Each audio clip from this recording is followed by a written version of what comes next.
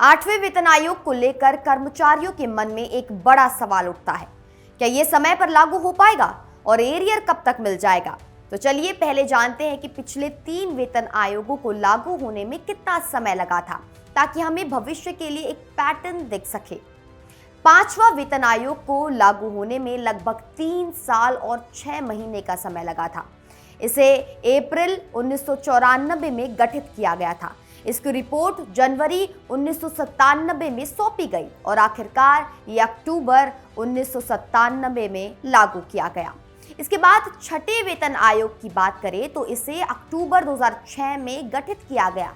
मार्च 2008 में रिपोर्ट दी गई और अगस्त 2008 में ये लागू हुआ।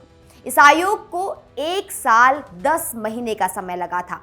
7वें वेतन आयोग की स्थिति को देखें तो यह फरवरी 2014 में गठित हुआ, नवंबर 2015 में रिपोर्ट सौंपी गई और आखिरकार जून 2016 में लागू किया गया।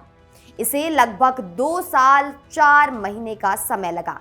लेकिन यहाँ एक दिलचस्प बात है, सरकार हमेशा पिछले वेतन आयोग के अंत के दिन को ही वहीं से एरियर देना शुरू कर देती है।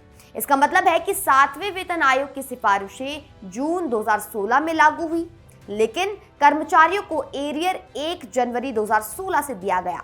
इसी तरह छठे वेतन आयोग का एरियर 1 जनवरी 2006 से दिया गया था।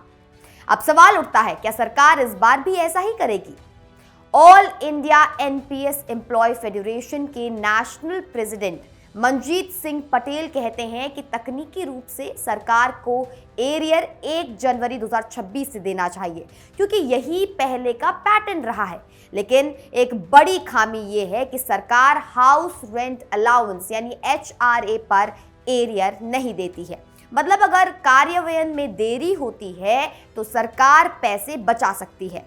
पटेल ने एक उदाहरण देते हुए समझाया कि अगर किसी कर्मचारी की बेसिक पे 76,500 रुपए है तो सरकार सिर्फ HRA पर ही महीने में लगभग 18,360 रुपए बचा सकती है, अगर इसे एरियर में शामिल ना किया जाए।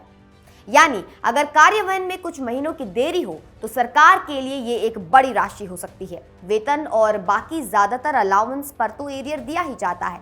हालांकि एक केंद्रीय कर्मचारी संगठन के वरिष्ठ सदस्य का मानना है कि अगर आर्थिक परिस्थितियां कठिन हो तो सरकार विशेष परिस्थितियों का बहाना बनाकर एरियर की शुरुआत की तारीख को आगे बढ़ा सकती है। यानी सरकार अगर चाहे तो 1 जनवरी 2026 की जगह किसी और तारीख से एरियर देना शुरू कर सकती है। तो देर से कार्यान्वयन और एरियर की शुरुआत की तारीख को लेकर कर्मचारियों को सतर्क रहना चाहिए। सरकार के पास इस बार पैसे बचाने का एक अच्छा अवसर बन सकता है अगर ये आयोग समय से लागू ना हो पाया।